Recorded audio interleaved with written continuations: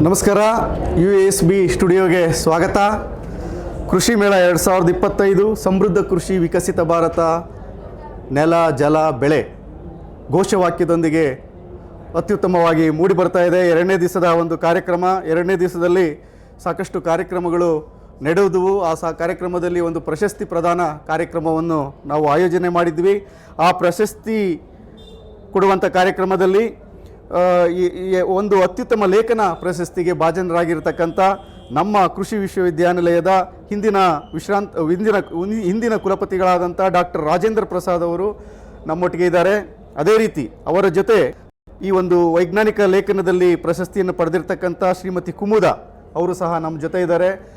ಅವರು ಈ ಒಂದು ಲೇಖನವನ್ನು ಬರೆಯೋದಕ್ಕೆ ಕಾರಣ ಏನು, ಅದರಿಂದ ಹಿಂದಿನ ಉದ್ದೇಶ ಏನು ಅನ್ನೋದನ್ನು ನಾವು ಇವತ್ತಿನ ದಿವಸ ಅವರಿಂದ ತಿಳ್ಕೊಳ್ಳೋಣ. ಸರ್, ನಿಮ್ಮಿಬ್ಬರಿಗೂ, ಮೇಡಮ್ ನಿಮ್ಮಿಬ್ಬರಿಗೂ ಈ ಒಂದು ಸ್ಟುಡಿಯೋಗೆ ಸುಸ್ವಾಗತ. ಸೊ ಮೊದಲನೇದಾಗಿ BV ವೆಂಕಟರಾವ್ ಅತ್ಯುತ್ತಮ ವೈಜ್ಞಾನಿಕ ಲೇಖನ ಪ್ರಶಸ್ತಿಯನ್ನು ಪಡೆದಿರೋದಕ್ಕೆ ನಿಮ್ಮಿಬ್ಬರಿಗೂ ನಾನು ಅಭಿನಂದನೆಗಳನ್ನು ತಿಳಿಸ್ತೀನಿ. ನಾನು ಈಗ ಏನು ನೀವು ಲೇಖನದ ಒಂದು ಸಾಲನ್ನು ನೋಡ್ತಾ ಇದ್ದೆ, ಸಾವಯವ ಕೃಷಿ ಪ್ರಮಾಣೀಕರಣದ ಮಹತ್ವ, ರೈತರಿಗೆ ಸರಳ ಮಾರ್ಗದರ್ಶಿ. ಸೊ ನೀವೆಲ್ಲ ನೋಡ್ದಿರೋ ಹಾಗೆ ಈ ಸಾವಯವ ಪ್ರಮಾಣೀಕರಣ ಸಂಸ್ಥೆಗಳು ಸಾಕಷ್ಟು ಇದ್ದಾವೆ. ಮತ್ತು ರೈತರು ಪ್ರಮಾಣೀಕರಣ ಮಾಡಿಸ್ಬೇಕು ಅಂದಾಗ ಸಾಕಷ್ಟು ಸಮಸ್ಯೆಗಳು ಉದ್ಭವಿಸ್ತಾ ಇದೆ. ರೈತರಿಗೆ ಅದಕ್ಕೆ ಬಗ್ಗೆ ಮಾಹಿತಿ ಸರಿಯಾಗಿ ಗೊತ್ತಿರಲ್ಲ. ಯಾರನ್ನೂ ಹೋಗಿ ಸಂಧಿಸಬೇಕು, ಯಾವ ರೀತಿ ಅದನ್ನು ಮಾಡಿಸ್ಬೇಕು ಅನ್ನೋದು ಇವತ್ತಿನ ದಿವಸ ಎಷ್ಟೋ ಜನ ವಿಜ್ಞಾನಿಗಳಿಗೂ ಸಹ ಗೊತ್ತಿರೋದಿಲ್ಲ. ಸೊ ಅದು ಒಂದು ಕಬ್ಬಿಣದ ಕಡಲೆ ಆಗಿದೆ. ಸೊ ಹಾಗಾಗಿ ನೀವು ಈ ಒಂದು ಆರ್ಟಿಕಲ್ ಬರೆದಿದ್ದೀರಾ, ಸಾವಯವ ಕೃಷಿ ಪ್ರಮಾಣೀಕರಣದ ಮಹತ್ವ ಮತ್ತು ರೈತರಿಗೆ ಸರಳ ಮಾರ್ಗದರ್ಶಿ ಅಂತ. ಖಂಡಿತವಾಗಿ ರೈತರು ಸರಳವಾಗಿ ಅದನ್ನು ಅರ್ಥ ಮಾಡ್ಕೊಳ್ಳೋದಕ್ಕೆ ನೀವು ಒಂದು ವೈಜ್ಞಾನಿಕ ಲೇಖನವನ್ನು ಬರೆದಿದ್ದೀರಾ. ಸೊ ಇದ್ರ ಬರೆಯೋದಕ್ಕೆ ಏನು ನಿಮಗೆ ಒಂದು ಉದ್ದೇಶ ಇತ್ತು, ಆ ಉದ್ದೇಶ ಈಡೇರಿದೆಯಾ ಸರ್? ನೀವು ಸರ್ ಮೊದಲನೇದಾಗಿ. ಓಕೆ, ಮೊದಲನೇದಾಗಿ ತಾವು ಈ ಒಂದು ಅವಾರ್ಡ್ ಕೊಟ್ಟಿದ್ದೆ ಕೃಷಿ ವಿಶ್ವವಿದ್ಯಾನಿಲಯಕ್ಕೆ ನಾನು ಧನ್ಯವಾದಗಳನ್ನು ಹೇಳ್ತೇನೆ. ನನಗೆ ಒಂದು ದಿವಸ ಫೋನ್ ಬಂತು, ಈ ಥರ ಸರ್ ನಿಮ್ಮ ಆರ್ಟಿಕಲ್, ಅಯ್ಯೋ ನಮ್ಗೆ ಯಾಕ್ರಪ್ಪ ಇದು ಅವಾರ್ಡು ಅಂತ ಹೇಳಿದೆ. ಈ ಲೇಖನವನ್ನು ಬರೀಲಿಕ್ಕೆ ಮುಖ್ಯ ಕಾರಣ ಏನಪ್ಪ ಅಂತಂದರೆ, ನಾನು ಆವಾಗಲೇ ಹೇಳಿದೆ, ನಮ್ಮ ಒಂದು ಮಣ್ಣು ನೀರು ಎಲ್ಲ, ನೀವು ಯಾವುದೇ ಒಂದು ಆಹಾರವನ್ನು ತಗೊಳ್ಳಿ, ಅದರಲ್ಲಿ ನಾವು ಪೆಸ್ಟಿಸೈಡ್ ರೆಸಿಡ್ಯೂಸ್ ಇವೆಲ್ಲ ಚೆಕ್ ಮಾಡಿದಾಗ percentage of toxic material is more. So ಅಂಥ ಒಂದು ಸಂದರ್ಭದಲ್ಲಿ we should try to reduce that one. It should be within the limits of the Indian standards ಮತ್ತು ಇಂಟರ್ನ್ಯಾಷನಲ್ ಸ್ಟ್ಯಾಂಡರ್ಡ್ಸ್ ಇರಬೇಕು ಅಂತ ಹೇಳಿ ಸಾಕಷ್ಟು ಈಗ ನಮ್ಮ ಕರ್ನಾಟಕ ಸರ್ಕಾರ ಹಾಗೂ ಭಾರತ ಸರ್ಕಾರ ಈ ಒಂದು ಆರ್ಗ್ಯಾನಿಕ್ ಸಾವಯವ ಕೃಷಿ ಬಗ್ಗೆ ಸಾಕಷ್ಟು ಪ್ರೋತ್ಸಾಹವನ್ನು ಮಾಡ್ತಾ ಬಂದಿದೆ. ಸೊ ಹಾಗೆ ನಿಟ್ಟಿನಲ್ಲಿ ಪ್ರೋತ್ಸಾಹ ಮಾಡಿ ಎಷ್ಟು ಜನ ಬೆಳೀತಾ ಇದ್ದಾರೆ, ಬೆಳೆಯೋದೇನೋ ಸರಿ, ಇದು ಆರ್ಗ್ಯಾನಿಕ್ ಮೆಟೀರಿಯಲ್ಲ ಅಥವಾ ಇಲ್ವಾ ಅಂತಕ್ಕಂಥದ್ದು ಒಂದು ಕ್ವಶನ್ ಮಾರ್ಕ್. ಇವರೇ ಚೆನ್ನಾಗಿರೋದನ್ನು ತಂದುಬಿಟ್ಟು ಇಲ್ಲಿ ಬೇರೆ ಬೆಳೆದದ್ದು ಬಂದ್ಬಿಟ್ಟು ಇದು ಆರ್ಗ್ಯಾನಿಕ್ ಅಂತ ಹೇಳಿದಾಗ ನಾವು ಅದನ್ನು ಕೆಲವು ಸಾರಿ ನಂಬಬೇಕು. ಸೊ ಆ ಒಂದು ದೃಷ್ಟಿನಲ್ಲಿ ನೋಡಿದಾಗ ಇದನ್ನು ಸರ್ಟಿಫಿಕೇಟ್ ಮಾಡಿದ್ರೆ, so that there will be a tag ಇರುತ್ತೆ. ಸೊ ಇದು ಇಂಥವ್ರು ಬೆಳೆದಿದ್ದಾರೆ, ಇಂಥ ಒಂದು ಲೊಕೇಶನ್ನಲ್ಲಿ ಇಂಥ ಬೆಳೆ, ಇದು ಆರ್ಗ್ಯಾನಿಕಲಿ ಸರ್ಟಿಫೈಡ್ ಅಂತ ಮಾಡ್ತಾರೆ. ಈಗ ತಮಗೆ ಗೊತ್ತಿದೆ, ನಮ್ಮ Karnataka state seed certification and organic agency, they are also one of the certification agency. ಇದೇ ಥರ ಬೇರೆ ಬೇರೆ ಪ್ರೈವೇಟ್ನವರು ಆರ್ಗ್ಯಾನಿಕ್ ಸರ್ಟಿಫಿಕೇಶನ್ ಅನ್ನು ಮಾಡ್ತಾ ಇದ್ದಾರೆ. ನಾನು 2-3 ಸಾರಿ ಒಂದು ನಮ್ಮ ಇದಿದೆಯಲ್ಲ ಯಾವುದು ಪ್ಯಾಲೇಸ್ ಗ್ರೌಂಡ್ಸಲ್ಲಿ ಈ ಇಂಟರ್ನ್ಯಾಷನಲ್ ಆರ್ಗ್ಯಾನಿಕ್ ಇದ್ರ ಬಗ್ಗೆ ಸಾಕಷ್ಟು ಇದನ್ನು ಮಾಡಿದರು, ಸೆಮಿನಾರ್ಸು ವರ್ಕ್ಶಾಪ್ಸು ಮತ್ತು ಎಕ್ಸಿಬಿಷನ್ಸು. ಅಲ್ಲಿ ಸಾಕಷ್ಟು ನಮಗೆ ಪ್ರಾಡ್ಯೂಸು ಪ್ರತಿ ವರ್ಷವೂ ಕೋಟಿಗಟ್ಟಲೆ ಮಾರ್ತಾಯಿದ್ರು. ಇದು ಎಲ್ಲಿಂದ ಬಂತು ಇಷ್ಟು, ಹೇಗೆ ಅಂತಕ್ಕಂಥದ್ದು ನನಗೆ ಒಂದು ಪ್ರಶ್ನೆ ಆಯಿತು. ಸೊ ಹಾಗಾಗಿ ಆವಾಗ ಯೋಚನೆ ಮಾಡಿದೆ, ಇದಕ್ಕೆ ಏನಾದರೂ ಒಂದು ದಾರಿ ಕಂಡುಹಿಡಬೇಕಂತ ಹೇಳಿ ಒಂದು ಸರ್ಟಿಫಿಕೇಷನ್ಸನ್ನ ಬಗ್ಗೆ ಅರಿವನ್ನು ಮೂಡಿಸ್ಬೇಕು ರೈತರಿಗೆ. ಯಾವ ರೀತಿ ಈ ಒಂದು ಆರ್ಗ್ಯಾನಿಕ್ ಬೆಳೆ ಬೆಳೀತಾರೆ, ಪ್ರಾಡಕ್ಟ್ಸ್ ಬೆಳೀತಾರೆ, ಅದಕ್ಕೆ ಅವರು ಇದು ನಾವು ಬೆಳೆದಿದ್ದೀವಿ ಅಂತ ಒಂದು ಸರ್ಟಿಫಿಕೇಟ್ ತಗೊಳ್ಳೋದಕ್ಕೆ ಏನೇನು ಪ್ರೊಸೀಜರ್ ಇದೆ ಅನ್ನತಕ್ಕಂಥದ್ದನ್ನು ನಾವು ಅವರಿಗೆ ಮನದಟ್ಟು ಮಾಡ್ಕೊಳ್ಬೇಕಂತ ಹೇಳಿ ಒಂದು ಆರ್ಟಿಕಲ್ ಬರೆದ್ರೆ. ಯಾಕೆಂದರೆ ಕೃಷಿ ವಿಜ್ಞಾನ ಅಂತಕ್ಕಂಥದ್ದು ರೈತರಿಗೆ ತಲುಪ್ತಕ್ಕಂಥದ್ದು ಕನ್ನಡದಲ್ಲಿ ಒಂದು ಅಂದರೆ ರೈತರಿಗೆ ಈಸಿಯಾಗಿ ಅಂಡರ್ಸ್ಟ್ಯಾಂಡ್ ಆಗುವಂಥ. ಆವಾಗ ಇವರು ಒಂದು ಕಂಪನಿನಲ್ಲಿ ಕೆಲಸ ಮಾಡ್ತಾಯಿದ್ರು, ಕುಮುದ ಅಂತೇಳಿ. ಇವರು ನಮ್ಮ ಸ್ಟೂಡೆಂಟ್. ಸೊ ಅವರಿಗೆ ನಾನು ಹೇಳಿದೆ, ನೋಡಮ್ಮ ನೀವು you have lot of experience in this one, ಇದು ನಾನೊಂದಷ್ಟು ಮೆಟೀರಿಯಲ್ಸ್ ಕೊಡ್ತೀನಿ, so mainly write that one ಅಂತ ಹೇಳಿ ಅವರು ಅದನ್ನು ಈ ಒಂದು ಉದ್ದೇಶನ ಇಟ್ಕೊಂಡು ಇದನ್ನು ಹೆಚ್ಚಿನ ರೈತರಿಗೆ ಸರ್ಟಿಫಿಕೇಷನ್ ಅಂದ್ರೇನು, ಆರ್ಗ್ಯಾನಿಕ್ ಅಂತಂದ್ರೇನು, ಅದರ ಉಪಯೋಗಗಳೇನು, ಅದರ ಬಗ್ಗೆ ತಿಳುವಳಿಕೆ ಮೂಡಿಸ್ಲಿಕ್ಕೆ ಈ ಒಂದು ಆರ್ಟಿಕಲ್ಸನ್ನು ನಾವು ಬರೀಬೇಕಂತ ಡಿಸೈಡ್ ಮಾಡ್ತೀವಿ. ಶ್ರೀಮತಿ ಕುಮುದಾ ಅವರು ಅದರ ಬಗ್ಗೆ ಸಾಕಷ್ಟು ಒಂದು ಅನುಭವಗಳನ್ನು ಸೇರಿಸ್ಕೊಂಡು ಎಲ್ಲ ಮೆಟೀರಿಯಲ್ಸ್ ಕಲೆಕ್ಟ್ ಮಾಡಿ ಅವರು ಬರೆದಿದ್ದಾರೆ. ಹೆಚ್ಚಿನ ಮಾಹಿತಿಯನ್ನು ಅವರೇ ಕೊಡ್ತಾರೆ, ಯಾಕೆಂತಂದರೆ ಜಾಸ್ತಿ ಬರೆದಿರ್ತಕ್ಕಂಥವ್ರು ಅವರೇ. ನಾವು ಓನ್ಲಿ ಇಂಥದ್ದು ಮಾಡಿ ಗೈಡೆನ್ಸ್ ಮಾಡಿ ಅವರಿಗೆ ಒಂದಷ್ಟು ಮೇಡಮ್, ಈಗ ಸೊ ನೀವು ಹೇಳಿದ್ರಿ ಪ್ರಮಾಣೀಕರಣ, ಸಾವಯವ ಕೃಷಿ ಪ್ರಮಾಣೀಕರಣ ಹೇಗೆ ಮಾಡಿಸೋದು ಅನ್ನೋದನ್ನು ಬರೆದಿರ್ತೀರ ಈ ಆರ್ಟಿಕಲಲ್ಲಿ. ಮತ್ತು ಸರಳವಾಗಿ ಏನು ಸ್ಟೆಪ್ಸ್ ಏನೇನಿರುತ್ತೆ, ಮೊದಲನೇ ಸ್ಟೆಪ್ ಏನು, ಎರಡನೇ ಸ್ಟೆಪ್ ಏನು, ರೈತರು ಅನುಸರಿಸಬೇಕಾದ್ದು. ಯಾಕಂದರೆ ರೈತರುಗಳು ಇವತ್ತು ಹೊಲ ಇರುತ್ತೆ, ಅವರಿಗೆ ಸಾಕಷ್ಟು ತರಕಾರಿಗಳನ್ನು ಬೆಳೀತಾರೆ, ಹಣ್ಣು ಬೆಳೆಗಳನ್ನು ಬೆಳೀತಾರೆ. ಸೊ ಆ ಬೆಳೆಗಳನ್ನು ಅವರು ಸಾಕಷ್ಟು ಜನ ರೈತರು ಏನು ಅವರು ಬೇರೆ ಗೊಬ್ಬರಗಳನ್ನು ಹಾಕೋದಿಲ್ಲ. ಅವರು ಸಿಗ್ತಕ್ಕಂಥ ಕೊಟ್ಟಿಗೆ ಗೊಬ್ಬರ ಇರ್ಬೋದು, ಬೇರೆ ಬೇರೆ ರೀತಿಯ ಲೋಕಲಾಗಿ ಸಿಗೋ ಅಂಥ ಸ್ಥಳೀಯವಾಗಿ ಸಿಗೋ ಅಂಥ ನೈಸರ್ಗಿಕ ಸಂಪನ್ಮೂಲಗಳನ್ನು ಉಪಯೋಗಿಸಿ ಬೆಳೀತಾ ಇರ್ತಾರೆ. ಆದರೆ ಇದ್ರ ಬಗ್ಗೆ ಅರಿವಿರಲ್ಲ. ಇಂಥ ಒಂದು ಸಂಸ್ಥೆ ಇದೆ, ನಾವು ಇದನ್ನು ಮಾಡಿಸಿದರೆ ನಮಗೆ ಮಾರುಕಟ್ಟೆಯಲ್ಲಿ ಒಳ್ಳೆ ಬೆಲೆ ಸಿಗುತ್ತೆ ಅನ್ನೋದ್ರ ಬಗ್ಗೆ ಗೊತ್ತಿರಲ್ಲ. ಸೊ ಇದು ನೀವು ಹೇಗೆ ಇದನ್ನು ವಿವರಣೆ ಮಾಡಿದ್ದೀರಾ ಈ ಲೇಖನದಲ್ಲಿ? ಇದಕ್ಕೆ ಪ್ರೇರಣೆ ಯಾರು? ಸರ್ ಹೇಳಿದ ಹಾಗೆ ನಮಗೆ ಆಲ್ರೆಡಿ ಅಗ್ರಿಕಲ್ಚರಲ್ಲಿ ಆರ್ಗ್ಯಾನಿಕ್ ಅಗ್ರಿಕಲ್ಚರ್ ಈಗ ತುಂಬಾ ಇಂಪಾರ್ಟೆನ್ಸ್ ಇದೆ. ಅದಕ್ಕೆ ಗವರ್ಮೆಂಟ್ ಇಂದಾಗ್ಲಿ, ಯೂನಿವರ್ಸಿಟೀಸ್ ಇಂದಾಗ್ಲಿ, ಇಲಾಖೆಯಿಂದಾಗ್ಲಿ ತುಂಬಾ ಸಪೋರ್ಟ್ ಕೊಡ್ತಾ ಇದ್ದಾರೆ. ಇಲ್ಲಿ ಬೆಳೆ ಬೆಳೆಯೋದಕ್ಕೆ ಮಾತ್ರ ಅಲ್ಲದೆ ಅದ್ರದ್ದು ಮಾರುಕಟ್ಟೆಗೆ, ಸರ್ಟಿಫಿಕೇಶನ್ಸ್ಗೆ ಎಲ್ಲದಕ್ಕೂ ನಮ್ಗೆ ಉತ್ತೇಜನ ನೀಡ್ತಾನೆ ಇದ್ದಾರೆ. ಆದ್ರೆ ರೈತರಿಗೆ ಬೆಳೆ ಬೆಳಿತೀವಿ ತಗೊಂಡ್ ಹೋಗಲ್ಲ ಅಥವಾ ಸರ್ಟಿಫಿಕೇಶನ್ ಮಾಡ್ಸಕ್ ಬರಲ್ಲ ಅಂತ ಹೇಳ್ತಾರೆ. ಸರ್ಟಿಫಿಕೇಶನ್ ಮಾಡಿಸಿ ಅಂತ ಹೇಳಿದ್ರೆ ಅಯ್ಯೋ ಮೇಡಮ್ ಅದು ತುಂಬಾ ಪ್ರಾಸೆಸ್ ಆಗುತ್ತೆ, ಎಲ್ಲಿ ಹೋಗ್ಬೇಕು, ಯಾರ ಹತ್ರ ಮಾಡಿಸ್ಬೇಕು ಗೊತ್ತಿಲ್ಲ ಅಂತಾನು ಹೇಳ್ತಾರೆ.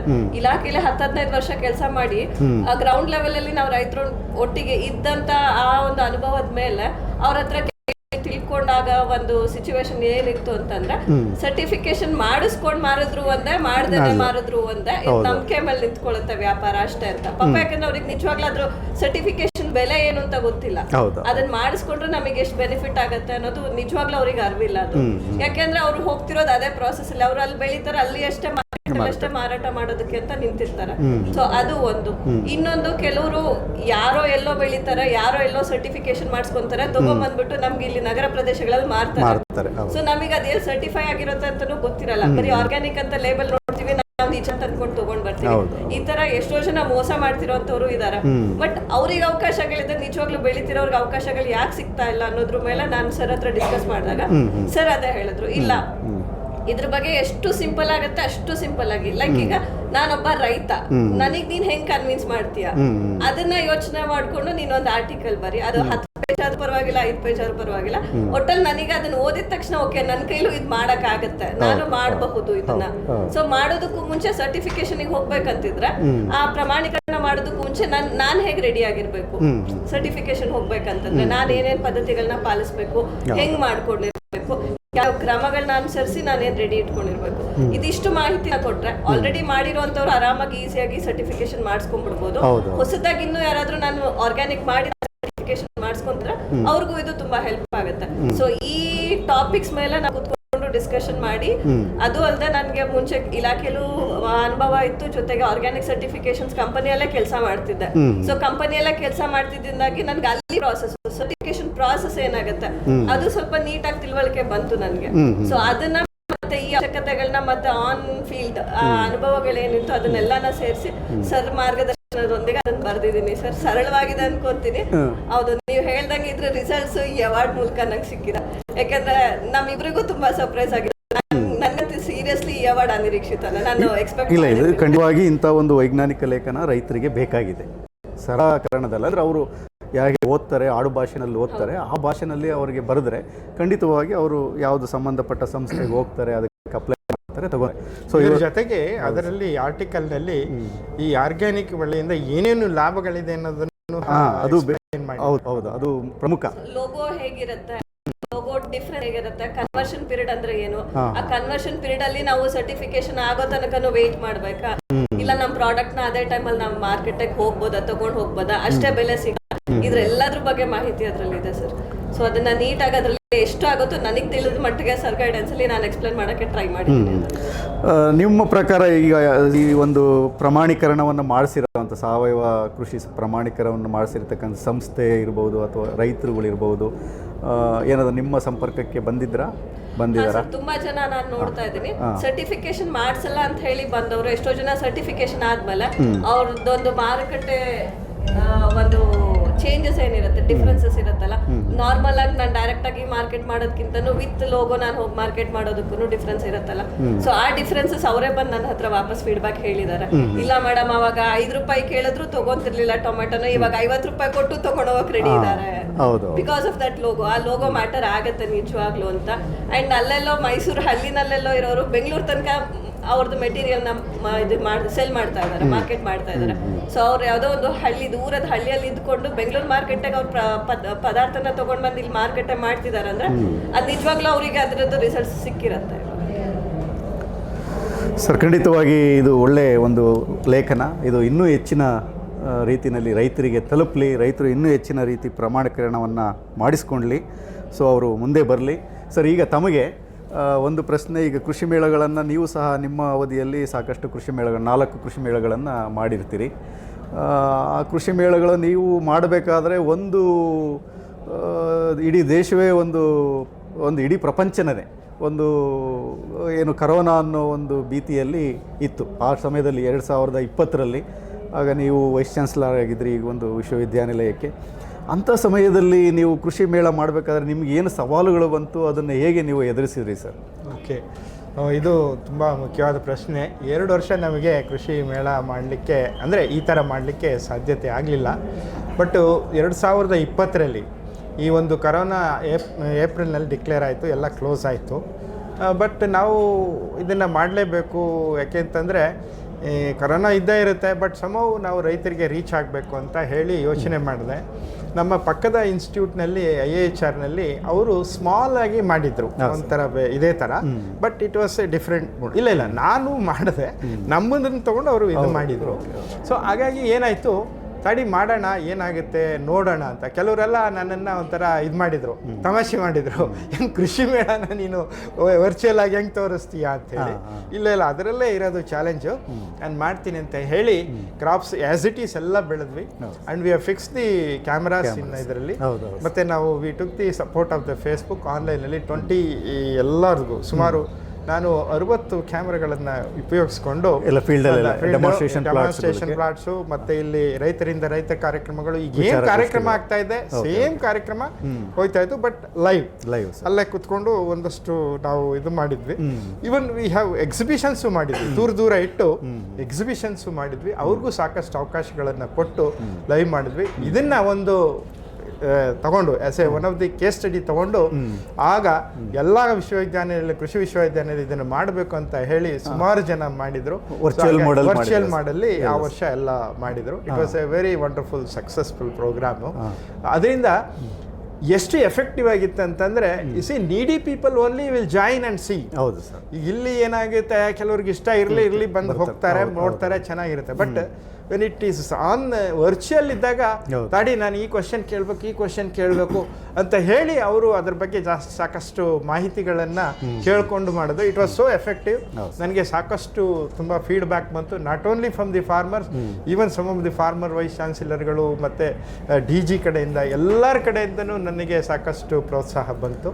That was a good programme. 2021ರಲ್ಲೂ ವರ್ಚುವಲ್ ಆಗಿ 2 ವರ್ಷಗಳು. ಒಂದು ಫಸ್ಟ್ 2020ರಲ್ಲಿ ಸ್ವಲ್ಪ ಸ್ಮಾಲ್ ಸ್ಕೇಲಲ್ಲಿ ಮಾಡಿದ್ವಿ. 2021ರಲ್ಲಿ ಏನು ಮಾಡಿದ್ವಿ, ಬ್ಲೆಂಡಿಂಗ್ ಹೈಬ್ರಿಡ್ ಮಾಡೆಲ್ ಮಾಡಿದ್ವಿ, both this one and that one. So ಹಾಗಾಗಿ ಇಟ್ ವಾಸ್ ಎ ಗುಡ್. ಇವತ್ತಿನ ದಿವಸ ಇಂಟರ್ನೆಟ್ ಹಳ್ಳಿಗೂ ತಲುಪಿದೆ ಸರ್. ಮೊಬೈಲ್ಸು ಎಲ್ಲ ರೈತರುಗಳ ಹತ್ರನೂ ಮತ್ತೆ ಎಲ್ಲರ ಹತ್ರನೂ ಇದೆ, ಎಲ್ಲ ಜನಗಳ ಹತ್ರನೂ ಇದೆ. ಹಾಗಾಗಿ ನಾವು ವರ್ಚುವಲ್ ಮೋಡಲ್ಲಿ ಎಲ್ಲ ಕಾರ್ಯಕ್ರಮಗಳನ್ನು ಮಾಡೋದಕ್ಕೆ ಅವಕಾಶ ಇದೆ. ಅದು ಖಂಡಿತವಾಗಿ ಕರೋನಾ ಯುಗದಲ್ಲಿ ಅದನ್ನು ಇಡೀ ಜಗತ್ತು ನೋಡ್ತೀವಿ. ಇನ್ಫ್ಯಾಕ್ಟ್ ಇಂಟರ್ನ್ಯಾಷನಲ್ ಲೆವೆಲಲ್ಲೂ ಅದು ಹೋಯ್ತು. ನಮ್ಮ ಒಂದಷ್ಟು ಕ್ಲಾಸ್ಮೇಟ್ಸು ಮತ್ತೆ ಇವರು ಎಲ್ಲ ಅಲ್ಲಿಂದ ಫೋನ್ ಮಾಡಿದ್ರು, ಏನು ಮಾರ ಇಂಥದ್ದು ಮಾಡಿದೀಯ ಅಂತ ಹೇಳಿ. So I was so proud of that because even at the global level they have witness those things. So that is really great. ಖಂಡಿತವಾಗಿ ಸರ್, ಇವತ್ತು ನಮ್ಮ ಸ್ಟುಡಿಯೋಗೆ ಬಂದು ನಿಮ್ಮ ಅನುಭವಗಳನ್ನು ಮತ್ತು ಈ ಪ್ರಶಸ್ತಿಯ ಒಂದು ಮಹತ್ವವನ್ನು ನಮ್ಮ ಎಲ್ಲ ವೀಕ್ಷಕರಿಗೆ ನೀವು ಮನದಟ್ಟು ಮಾಡಿಕೊಟ್ಟಿದ್ದಕ್ಕೆ ನಮ್ಮ USB ಸ್ಟುಡಿಯೋದಿಂದ ತಮಗೆ ಅನಂತ ಧನ್ಯವಾದಗಳು. ಮೇಡಮ್, ತಮಗೂ ಸಹ ಧನ್ಯವಾದಗಳು. ನಮಸ್ಕಾರ. Thank you so much. ಈಗ ಇದೊಂದು ಲೈವ್ 24 hours